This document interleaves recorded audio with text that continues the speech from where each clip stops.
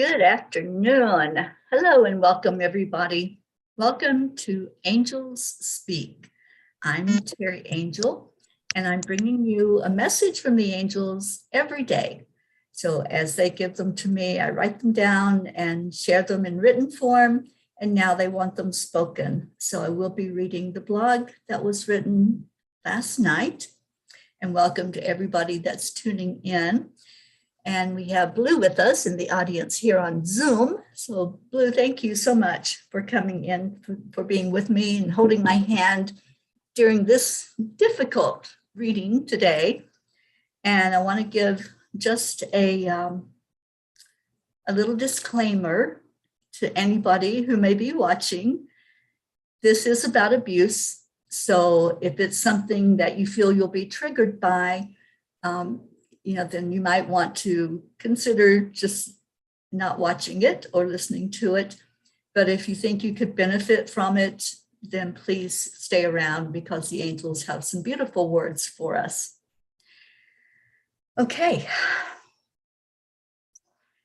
So this blog, hold on, let me get it up here. I'm sorry. I don't like being so discombobulated. And Deirdre is here. Thank you both ladies for being on here with me today. Let me see if I can do what I did the other day. Yay, there we go. All right.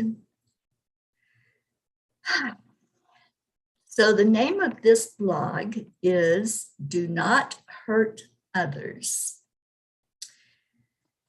I am not what happened to me. I am what I choose to become. And that's by Carl Jung. One of my wise mentors once told me, wounds from burns can be healed, but the ones created by the sharp tongue leave an eternal scar. Do not hurt others. Having been on the receiving end of a verbal assault, which I've written about, and I call it verbal rape, I understand very well what it feels like to stand there, wishing the floor would open up to provide an escape.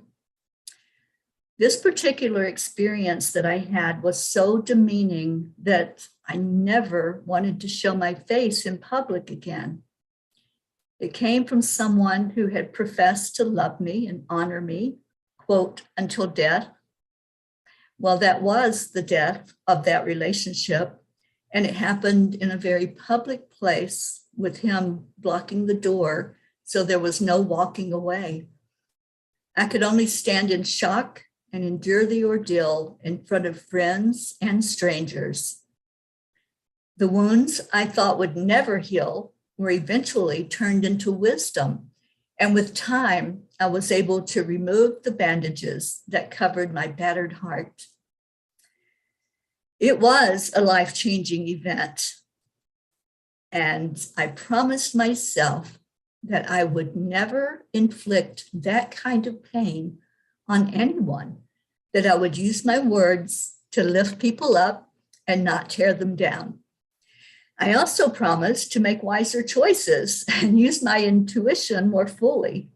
It taught me that the words we use with ourselves and with others matter. There is great consequence in the way we speak. Dear angels, abuse in any form is one of the worst things we can do as humans.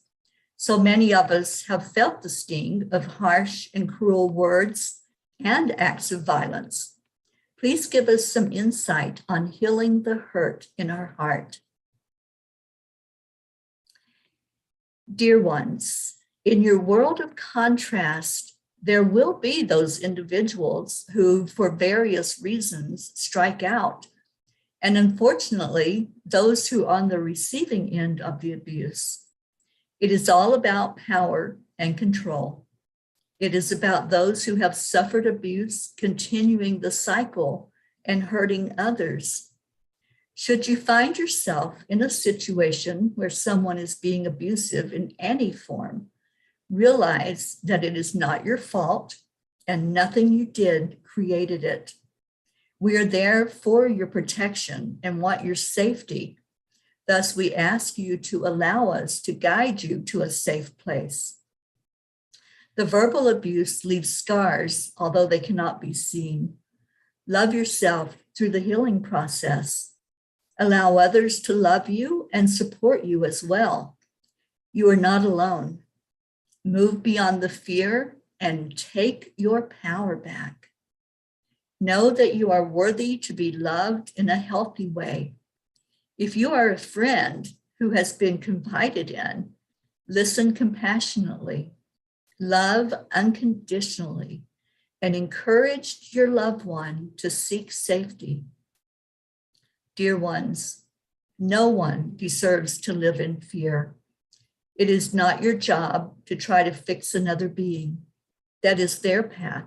And as much as you may be invested in caring for them, you have the responsibility to yourself to take care of you first.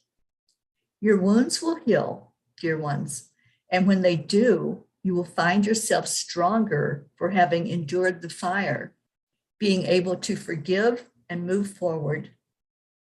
We are here always, especially in those moments when you feel so alone. Reach out your hand and we will hold it and lead you out of the darkness. Thank you, angels.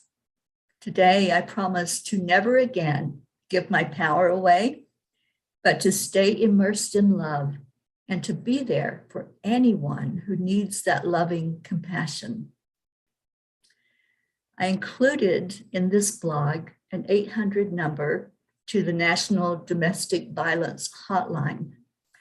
Hopefully, none of you listening will need that, but if you do have someone that confides in you and shares abuse with you, please feel free to refer back to this blog or write that number down so you have it.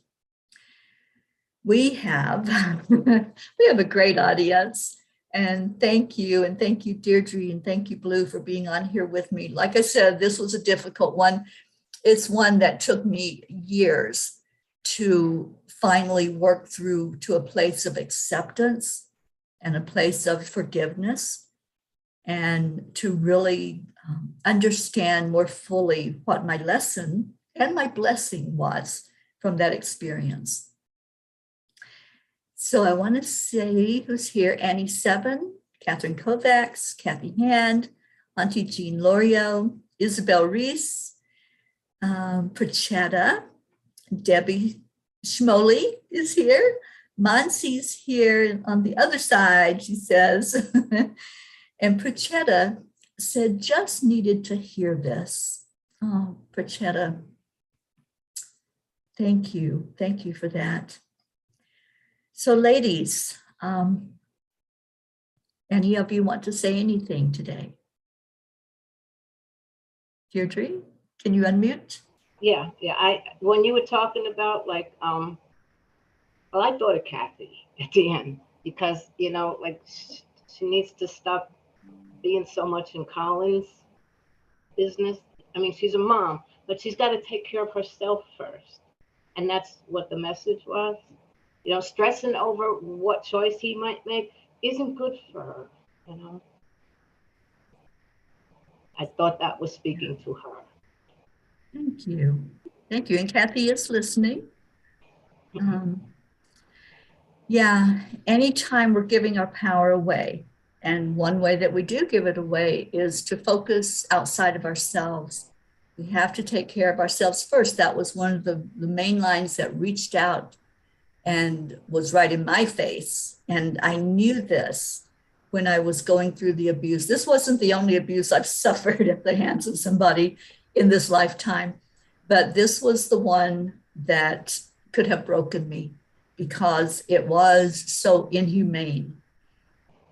So yeah, anytime you're giving your power away to somebody else, you're not standing in your divine authority. And what they said to us was, take care of yourself first, which we know that, don't we?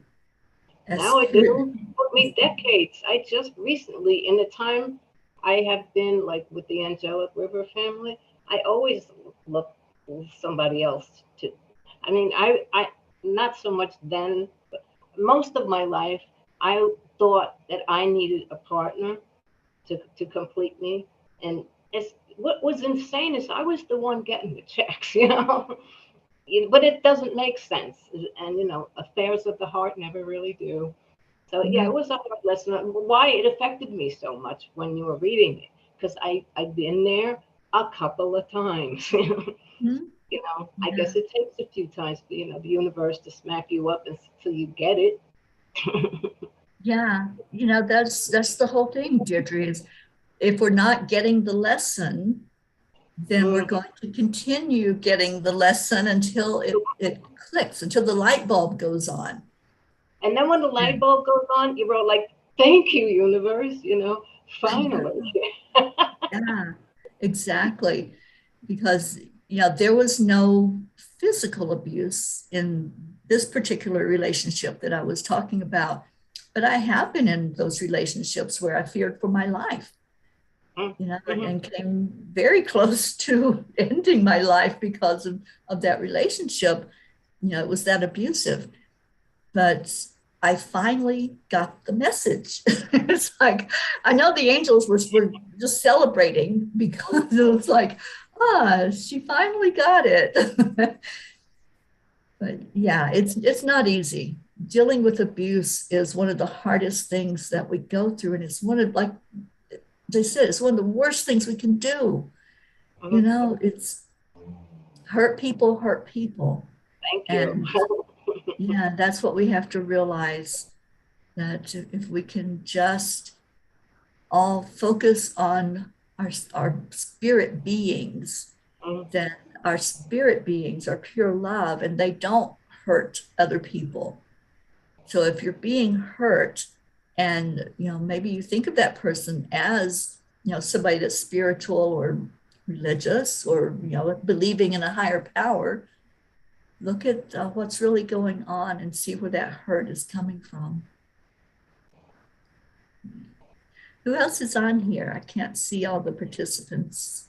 I see nothing. I think I've got it on, yeah, I'm gonna put it on gallery. There we go. Blue's on here.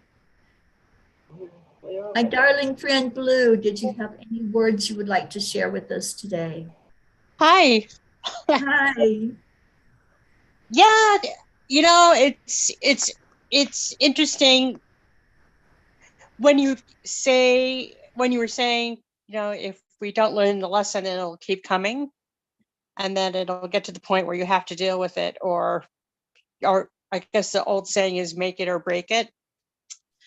So with that said, we've all gone through our various abuse, and that's the only way that you can acquire your personal power, is to stand up to that.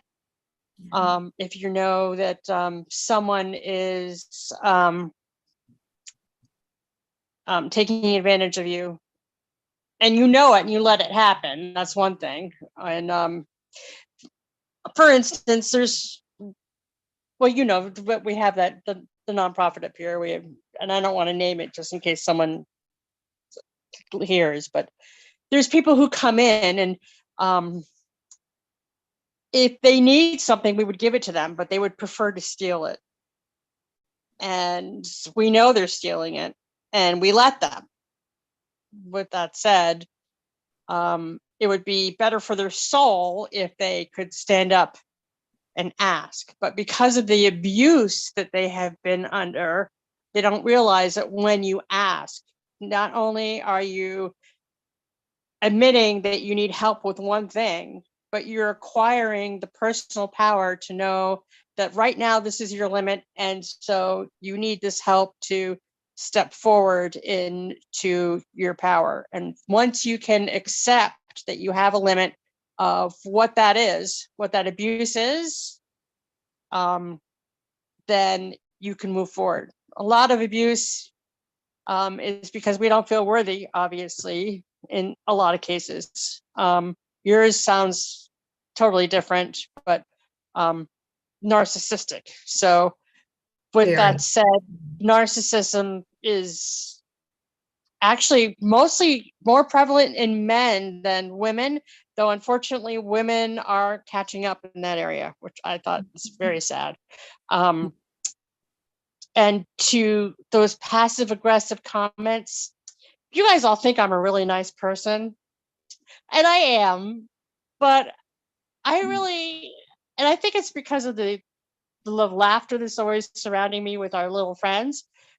So when someone in a group says something passive aggressive and snarky, I have stopped the conversation. And this happened recently. And I turned to the person, what was your intention with that comment? I mean, what were you doing? I mean, what was your intention? Can you explain it to me? Because you just made us all feel bad. So what do you want? You know, what are you doing? Because that's not how you acquire. That's okay. That's not how you acquire personal power. It's having our open, loving heart. But still, there's a divide between having that open, loving heart, and I guess, and your boundaries. And you can't go beyond those boundaries. But you have to admit that you have them. Just like I can't go skydiving. I just can't do it. It's just something I can't do. Other people can go skydiving. You know, we all have our limits. And if you can know those limits and accept them, don't be afraid of your limits. It doesn't mean you can't push and go on, and maybe it won't be a limit anymore. But it's just knowing where you are and who you are, setting up a boundary for yourself before you step forward. And always, the first thing you learn when you travel to any country, anywhere, is the first word you learn in that language emphatically is no. So when you travel abroad, the first thing you do, especially a third world country, you learn how to emphatically say no. And that's your boundary. So with that said, that doesn't mean that we don't have our Archangel Michael, who is the most compassionate of all, who teaches us every day with his sword on how to be compassionate, but let it go. So. Great words. Thank you so much for your input. And there's a couple of things. So the line in this blog that sticks out and that I want everybody to hear: there is great consequence in the way we speak. We have a responsibility with the words we use. Those words can be weapons. And that's what I was sharing with my experience. The words were weapons, and they hurt just as bad as a fist punching you in the face. They hurt even worse than that. And they don't leave a physical mark, but the mark is on the inside that has to heal. And then the other thing that I wanted to address is the way that you really have to recover emotionally when you've been under an abusive situation, whether that's in any form, whether that's somebody that's abusing you through their words, through their physical acts, through the mental, the gaslighting. I went, oh my gosh, that was the most horrible part. One of the most horrible parts of this situation was the gaslighting. And if there's anybody that doesn't understand that word or that concept, it's one of the worst things that somebody can do to you. I have no idea what it is. I hear it all the time. I thought I was going crazy. I'm like, no, that's not the way it happened. So I see. To gaslight somebody is to make them think that something happened in a different way than what they remember it happening, or that there were events that happened that never happened. And that's what I was receiving constantly from this ex-spouse. It was like, just telling me story after story of things that had happened. We were together for almost 15 years. So there was history there, and trying to convince me that, I had done some of these things that I had never done. And I knew I had never done them. But then my mind starts to think, well, do I just not remember it? So this is part of the narcissism. This is part of the control, is to make you think that you're really losing your mind. And for just a minute, I doubted. And I'm like, do I just not remember it? And I would go over it and over it in my mind, and it will drive you insane if you allow it, because it's that pervasive and that's just manipulative. So that's gaslighting. If you didn't know that term, and maybe you've experienced it and you didn't know what that means. And I just want to see, I know we've had other comments. There's a lot of you saying that you needed to hear this today. There was a reason that it was written, that the angels are writing these blogs every night through me. I just sit and listen and write the words, and they know what we need in any given moment. They know what needs to be discussed, what needs to be brought forth. And Mansi, thank you so much. Mansi is typing out the words in Spanish as we're speaking them. I so appreciate you. Perchetta said, any kind of abuse leaves a dent on one's heart and soul. Self-love is most important. That's the healing part. We have to come back to our heart and go back into that self-love and self-care. And Annie says, I've been through different abuse in my life and my 2 marriages as well. Oh, Annie, I'm sorry that happened with you, but I know that you're in a good place now. I know that you're immersed in the love of the angels and this beautiful family that we have, the Angelic River family. And for any of you that are listening, and maybe you're not familiar with us as a group, we are a Facebook group called the Angelic River Family, and we'd love for you to be a part of that as well. We have a beautiful group monitor right with us, Deirdre Kozlowski, and Deirdre always posts uplifting, positive messages for us to turn to every day. Thank you, Deirdre, for what you do. You're welcome. You guys are my family. Yeah. And Isabel said, I needed to hear this message. Awesome. So Carmen, thank you for being here. She says, angels are always with me. And the angels want you to know. Yes, the angels always are working with us. They're always, like they were saying in this message, they're just right there. All we have to do is hold our hand out and they'll lead us right where we need to be. They are the best guides we can count on right now in this life experience, to let them bring us to safety. So I want to thank all of you for being here.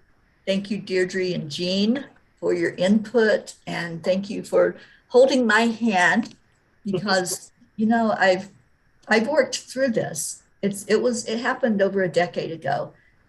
And so I've had time to work with the angels and to work with my counselors and my masters and the angels. And it's something that does take time. So if there's anyone out there, you know, maybe you're still going through it or you've been through it in the past, please don't isolate. Just find somebody that you can sit and talk to, somebody that'll listen compassionately. We care. And if you want to be a member of our group, we are very open. All we ask is respect. That's all. Just come in and be loved and love us back. So thank you to everyone that came in. I'm here every day at 4:44 p.m. Eastern Time, and it'll be a new blog every day. It'll be whatever they give us to chew on and be there for our best and highest good. That's what these messages are. So thank you. We appreciate you, and I appreciate Enlightened World Network for the platform, letting us come on there.